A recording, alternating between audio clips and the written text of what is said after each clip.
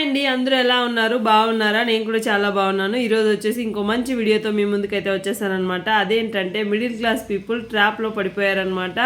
10 to 15 ఇయర్స్లో ఆర్థిక సంక్షోభం అనేది కన్ఫామ్గా వస్తుంది. సో దానికి కారణాలు ఏంటి, దానివల్ల మనకు నష్టాలు ఏంటి, మనం ఏం చేస్తున్నాం, మన ఇంటికి చేసింది కరెక్టా తప్ప అనేది నేనైతే ఈ వీడియోలో క్లారిటీగా ఎక్స్ప్లెయిన్ చేశాను. లాస్ట్ వరకు చూడండి. కారణాలు ఏంటంటే అన్వాంటెడ్ థింగ్స్ని అయితే కొనేస్తూ ఉంటారు. అది అవసరం ఉన్నా లేకపోయినా వెళ్ళి కొనేసి ఇంట్లో తెచ్చి పెట్టుకుంటూ ఉంటారు. దాని అవసరాన్ని ఆలోచించండి.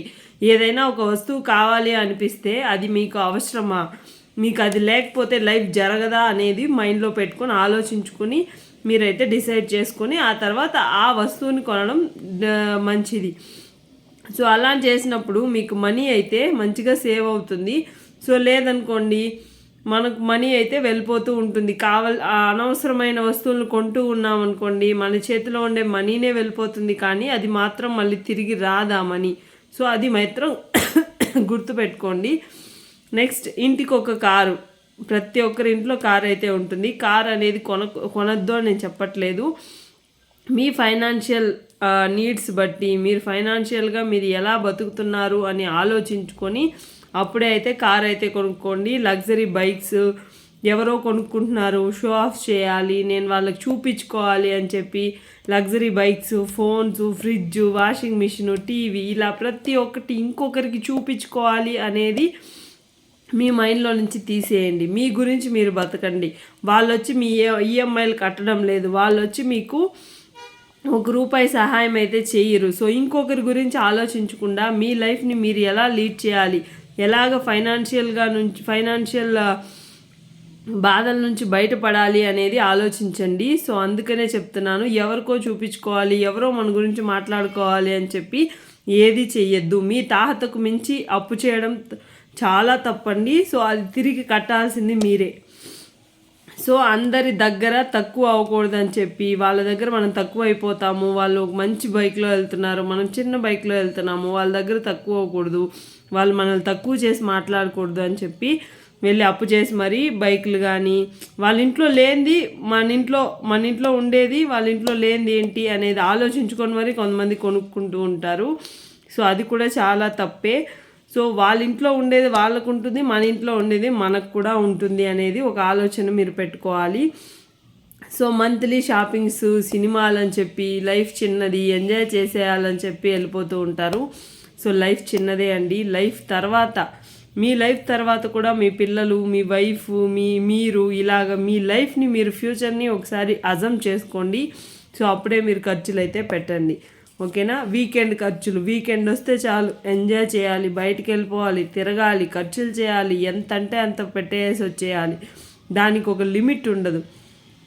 సో అలాంటి ఖర్చులు తగ్గించుకుంటేనే మనమైతే ఆర్థిక సంక్షోభం నుంచి బయటపడగలుగుతాము. లేదంటే అప్పుల మీద అప్పులు అయిపోయి ఆర్థిక సంక్షోభం 15 ఇయర్స్ లోపల కాదు ఇంకా ముందే వచ్చేస్తూ ఉంటుంది. సో అలాగా మనం చేసే కొన్ని తప్పుల వల్లే మన లైఫ్ అనేది చాలా రిస్క్లోకి అయితే వెళ్ళిపోతూ ఉంటుంది.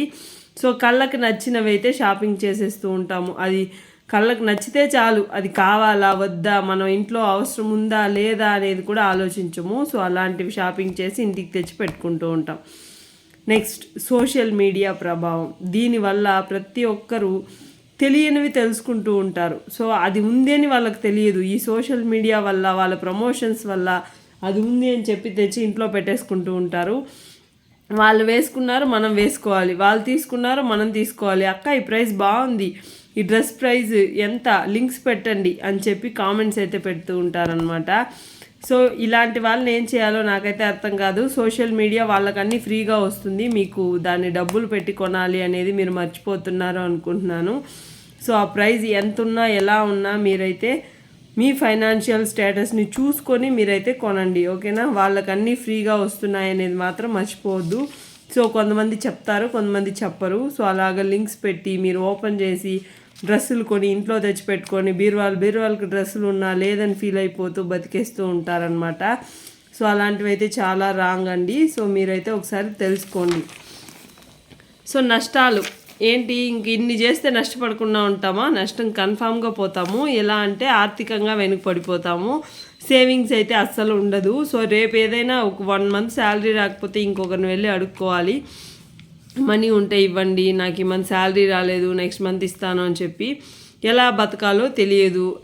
ఇప్పుడున్న సిచ్యువేషన్లో చాలా వరకు మనం మనీ ఉంటే ఒకరిని అడగడానికి కూడా ఇబ్బంది పడి చనిపోతూ ఉంటారు చాలామంది. సో అలాంటప్పుడు మనం ఆర్థికంగా మనం డెవలప్ అవ్వాలంటే మనం ఏం చెయ్యాలి, ఒక చావు ఒకటే పరిష్కారం కాదు, ఏం చెయ్యాలి అని ఆలోచించుకొని దాన్ని బట్టి మీరు స్టెప్స్ అయితే తీసుకోండి. సో ఓకేనా. ఫ్యూచర్లో మనీ కోసం అయితే అప్పులు అడగడం చేస్తారు కన్ఫామ్గా. ఇలాంటి తప్పులు చేశారనుకోండి కన్ఫామ్గా నష్టం అయితే మీకు ఇలాగ వస్తూనే ఉంటుంది, 1 by 1 మితిమీరిన కష్టాలు అయిపోతూ ఉంటుంది. సో ఇలా బతకడం కన్నా ఇప్పటి నుంచి సేవింగ్స్ చేస్తూ ఉన్న దాంట్లో కొంచెం తీసి పెట్టుకొని మిగతా వాటిని ఖర్చు చేయండి. కొంచెం సేవింగ్స్ పోయిన తర్వాతనే ఖర్చులు అయితే స్టార్ట్ చేయండి. సో చేతులు కాలాక ఆకులు పట్టుకోవడం ఏం లాభం చెప్పండి. అంతకుముందే మీరు జాగ్రత్తగా ఉండి మనీని సేవ్ చేసుకుంటే మీకు హ్యాపీగా ఉంటుంది, లైఫ్ కూడా హ్యాపీ అనిపిస్తుంది. So save the money, enjoy the life. So ఎలాంటి ఆర్థిక సంక్షోభానికి మనం దారి తీయకూడదు అనుకుంటే ఇప్పటి నుంచే మేల్కోండి. లైఫ్ని అయితే ఒక ఎంజాయబుల్ లైఫ్గా బతకండి, మనీని కూడా సేవ్ చేస్తూ బతకండి. ఓకేనా. Take care, bye.